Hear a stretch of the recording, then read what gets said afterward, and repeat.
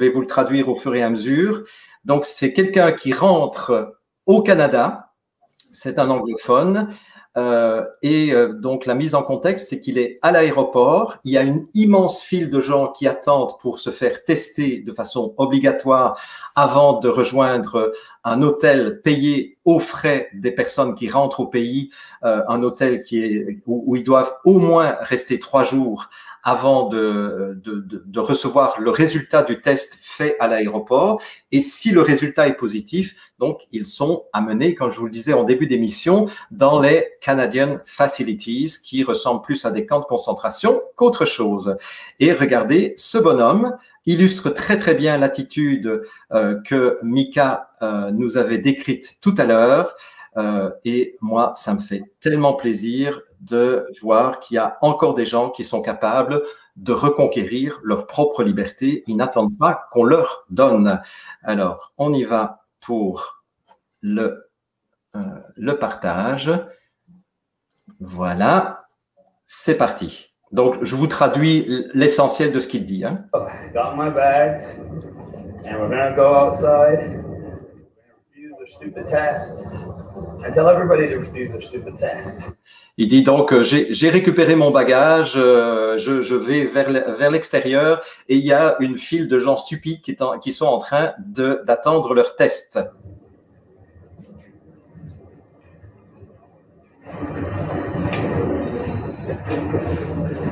So, yeah. Hi. Yes, because I have a medical condition, so I don't need to wear one. And I'm also...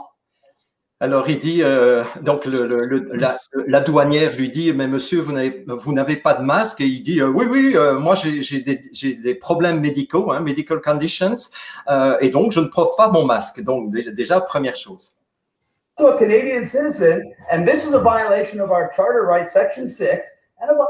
Et il dit, je suis un citoyen canadien et ceci est une violation de mes droits. Et il cite l'article de la Charte des droits et libertés des Canadiens. Violation of the Emergency Act 14.1. So I'm going to be declining your test today. Thank you very much. Et il dit, je suis au regret de refuser votre test, mais merci beaucoup et bonne journée. No problem. I'll happily do that. Everybody in here, if you are a Canadian citizen, simply deny the test, deny the quarantine, and there's nothing you can do.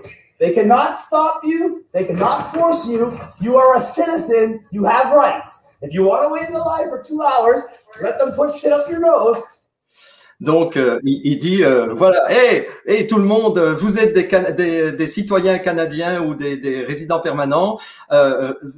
Sachez que vous avez le droit de refuser le test, mais maintenant, si ça vous plaît de rester 2 heures à attendre le test, restez là et mettez votre masque sur le nez. Go right ahead. But if you have a brain and you have balls, just say no.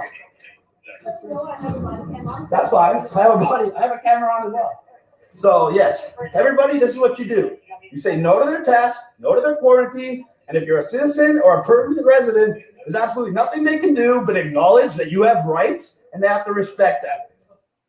Donc il dit voilà, vous avez tout à fait le droit de ne pas porter le masque, de ne pas faire les tests, de ne pas faire le test, de ne pas aller en quarantaine. Vous en avez le droit et ils le savent très bien que ce sont vos droits, ils le reconnaissent et donc ils ne peuvent rien faire contre vous. Is that not true? Say it's true for the camera, everybody. Et alors il dit au douanier, c'est pas vrai ce que je dis. Je trouve ça génial. I do, of course. That's not a problem. Alors on lui demande évidemment ses papiers d'identité. Il dit ouais, pas de problème. I refuse to take your test 1,000,000%. Je refuse de prendre le test à 1,000,000%. Everybody in here, Canadian citizens, you can refuse the test. Just say no. Don't wait in line, and there's nothing they can do. Donc, vous avez compris, hein, il redit la même chose. Il interpelle tout le monde en disant si vous êtes des Canadiens, vous pouvez refuser et ils peuvent rien faire. Dites simplement non. Okay, I will not yell. That's true. But I just want you guys to acknowledge for 91,000 people watching that anybody can refuse the test. Yes. Perfect. Thank you. You guys hear that? Straight from the horse's mouth, straight from the police. Refuse the test. Ooh, I'm getting a ticket. Oh, not another one of those tickets. Alors il dit refusez le test et alors vous allez dire oh là là là là, je vais avoir une contravention, a ticket en anglais c'est une contravention quoi. C'est You know what? Tell everybody how many people have been convicted of those tickets in Canada. Answer: 0.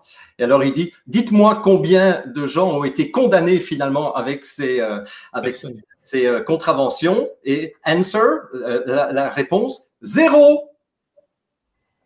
How many people have been charged? Thousands. How many people convicted? 0. Combien de personnes ont été verbalisées? Des milliers. Combien ont été condamnés? 0. Why? It's a violation of our charter rights. Pourquoi? Parce que c'est une violation de nos droits. So when that ticket goes to court, they throw it the fuck out. It's that simple. Et donc, quand vous allez au tribunal, eh bien, ils vont jeter votre contravention, tout simplement. So I'm waiting for my little fine. Thanks, guys. I just want everybody to acknowledge that this is perfectly legal, perfectly acceptable. Thank you. Et voilà, je trouvais Excellent. Je trouvais amusant de terminer l'émission avec une note positive en vous montrant que il est possible effectivement de dire non et je pense que ça devrait vraiment nous inspirer tous, chacun et chacune, de dire nous devons connaître nos droits et effectivement, les gens qui sont en face de nous connaissent les droits, ils connaissent les limites aussi. Donc, si on est face à des douaniers ou à des policiers, eh bien, on leur rappelle simplement j'ai les droits. C'est l'article autant de la Charte des droits et des libertés. Maintenant, donnez-moi votre contravention. De toute façon, j'irai au tribunal et ça va tomber automatiquement puisque c'est une violation de mes droits fondamentaux. Voilà. Donc, c'est par là que je voulais terminer. Donc, nous allons faire très, très rapidement parce que